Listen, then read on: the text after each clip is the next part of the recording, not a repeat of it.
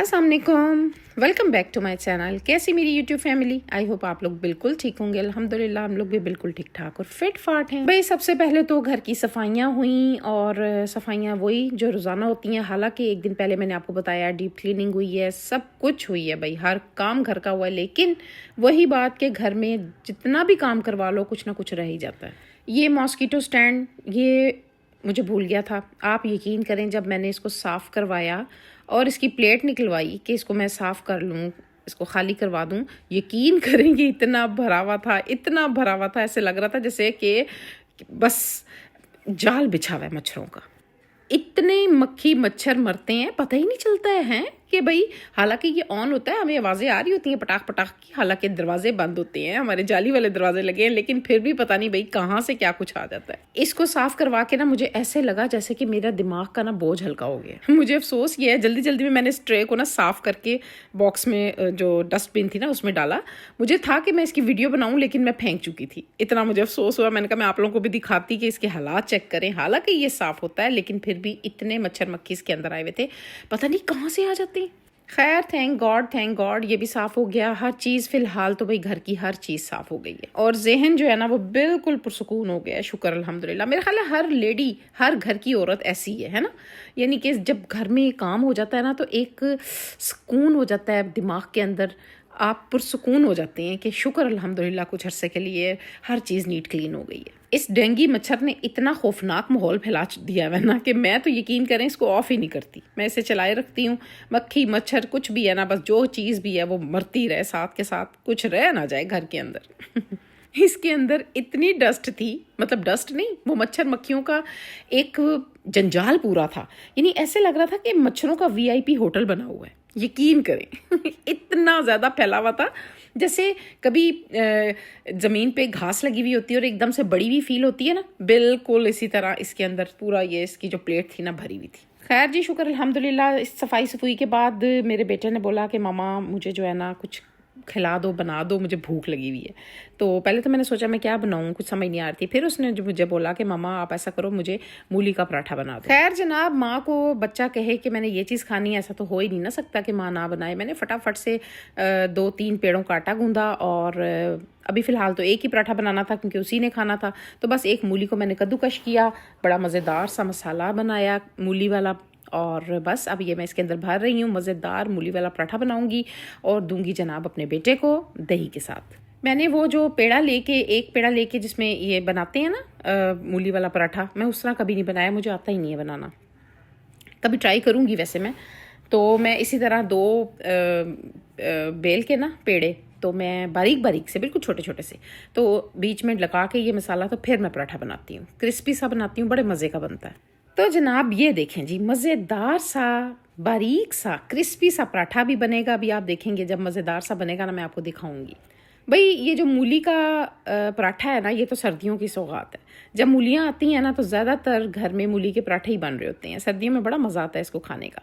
खैर जनाब, ये है मज़ेदार सा, मैंने डाल दिया मूली का पराठा। और पहले मैंने उसे पूछा कि देसी घी में बना दूँ या ऑयल में। उसने कहा नहीं मम्मा आज आप मुझे ना ऑयल में बना दो, आज मेरा दिल नहीं कर रहा देसी घी में खाने का, और दही भी नहीं खानी है, मुझे चाय बना दो। मैंने कहा चलो ठीक है, चाय मैं भी पीती हूँ और उसको भी बना देती हूँ।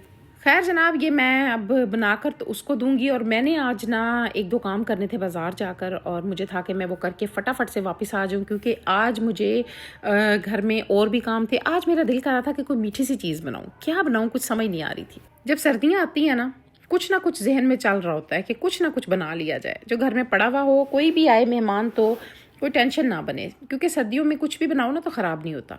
सूजी की आप टिकड़ियाँ बना लें, बेसन के लड्डू बना लें, कुछ भी जो चीज़ पड़ी हुई हो आसानी होती है। तो बस आज फिर मैंने सोचा ऐसा करती हूँ कि मैं बेसन के लड्डू बना लूँगी। लेकिन जब अचानक से मुझे याद आया ना कि मुझे बाज़ार काम है, तो मैंने कहा पहले मैं वो काम करके आती हूँ, उसके बाद आके कुछ बनाऊँगी। और खाना मुझे आज बनाना था चिकन और वाइट चने।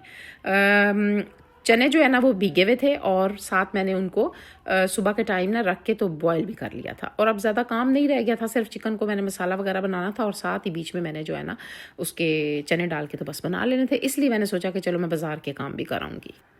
काम कुछ इतने ज़्यादा ख़ास नहीं थे, लेकिन आज क्योंकि इतना काम घर पे नहीं था, तो इस वजह से मैंने आज का दिन मुकर्रर किया था कि आज मैं बाज़ार के काम कराऊंगी। खैर जी, फ़िलहाल तो बन गया हमारा मज़ेदार सा मूली वाला पराठा और गर्मा गर्म चाय। भई इतना मज़ेदार यमी यमी सा नाश्ता मिल जाए तो और क्या चाहिए, है ना?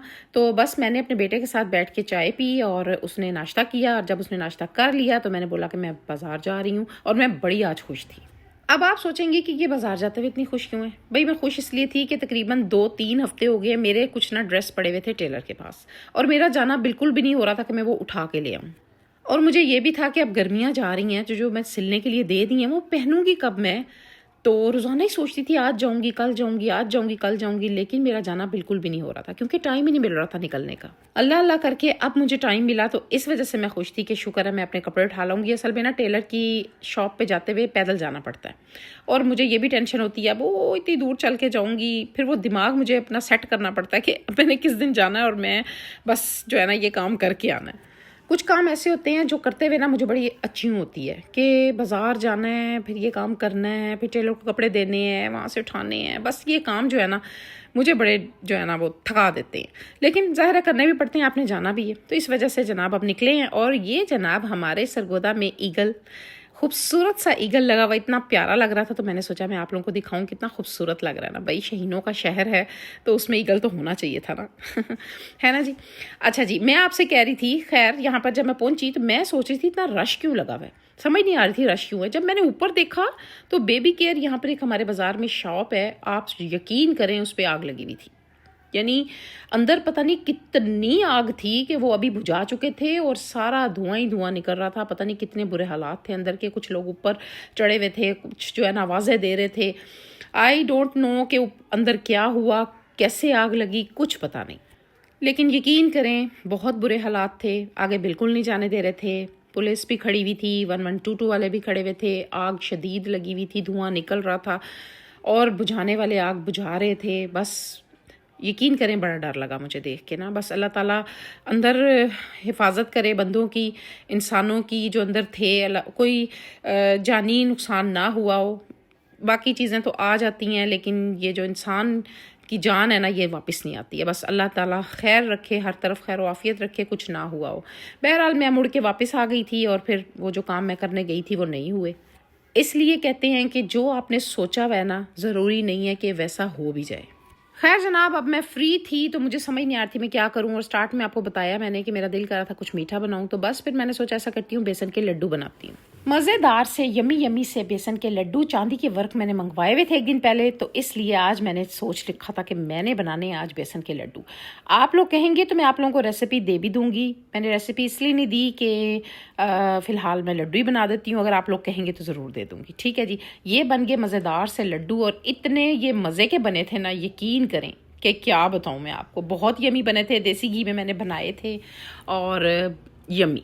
तो खैर जी, इसको मेरे पास ये बॉक्स पड़ा हुआ था, मैंने सोचा कि मैं अब ये ठंडे हो गए हैं तो मैं इनको ना इसमें लगा देती हूँ। मैं ज़्यादा ढेर सारे इसलिए कोई चीज़ नहीं बनाती हूँ कि वो पड़ी पड़ी ख़राब हो जाती है, बस इतनी बनाती हूँ कि जो एक आध दिन में खा ली जाए, तो दोबारा बना लेती हूँ फिर। खैर जी, अगर आप लोगों को चाहिए होगी रेसिपी तो मुझे कमेंट बॉक्स में लाजमी बता देना, मैं दूंगी आप लोगों को। पता है क्या, हर किसी के हाथ का जायका डिफरेंट होता है, हर किसी की रेसिपी डिफरेंट होती है, हर किसी का स्टाइल डिफरेंट होता है बनाने का, है ना।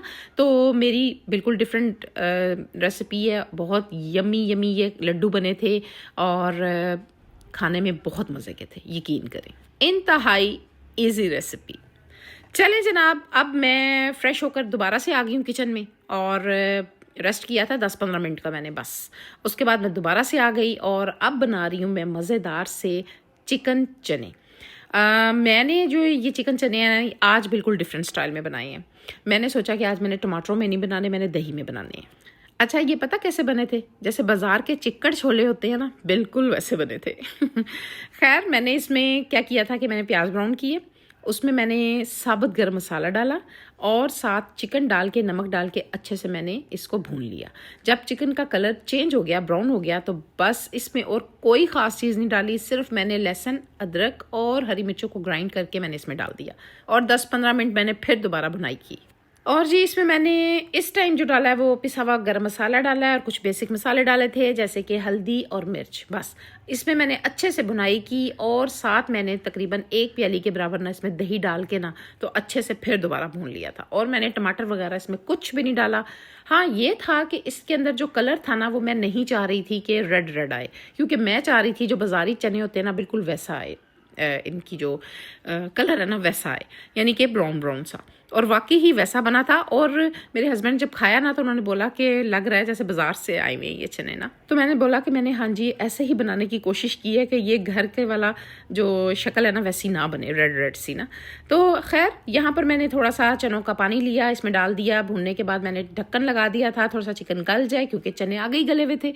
तो बस जी ये थी मेरी मज़ेदार से चने और चिकन चने की रेसिपी, जो कि बड़ी ही मज़े की थी। चावल के साथ खाएं, रोटी के साथ खाएं, बड़ा यकीन करें मज़ा आता है। मेरे हस्बैंड ना सब्जियां इतने शौक से कोई नहीं खाते हैं। चने हो गए या कोई दाल वगैरह इतने शौक से खा सब कुछ लेते हैं, लेकिन इतने शौक से नहीं खाते हैं।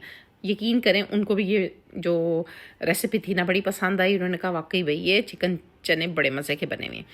तो बस जी अब ये चिकन जब गल गया था तो मैंने इसमें ये चने डाल दिए थे, पानी डाला और 10 मिनट के लिए मैंने ऊंची आग करके ना थोड़ा सा पकाया था। और उसके बाद फाइनल मैंने इसके अंदर हरी मिर्चें डाली, हरा धनिया डाला, गरम मसाला आगे ही डाल दिया हुआ था मैंने। तो मज़ेदार से मेरे चिकन चने तैयार हो गए। खैर आप लोग एक दफ़ा इसको ट्राई ज़रूर करना और बॉयल्ड राइस के साथ इंजॉय करना, बड़ा मज़ा आया था। वैसे हमने इसको तंदूर की रोटी के साथ भी खाया था और बॉयल थोड़े से राइस भी बनाए थे। अच्छा तंदूर की रोटी क्रिस्पी क्रिस्पी हो ना उसके साथ इसको खाने का बड़ा मज़ा आता है। तो आई होप कि आपको ये मेरा छोटू सा व्लॉग अच्छा लगा होगा। अगर अच्छा लगा है तो मेरा चैनल जिसका नाम है हमारी गपशप को सब्सक्राइब करें, लाइक करें, शेयर करें विद फैमिली एंड फ्रेंड्स। मिलूंगी इंशाल्लाह आप लोगों के साथ मैं नेक्स्ट वीडियो में। अपना ख्याल रखें, दुआ में याद रखें। टेक केयर, अल्लाह हाफिज़।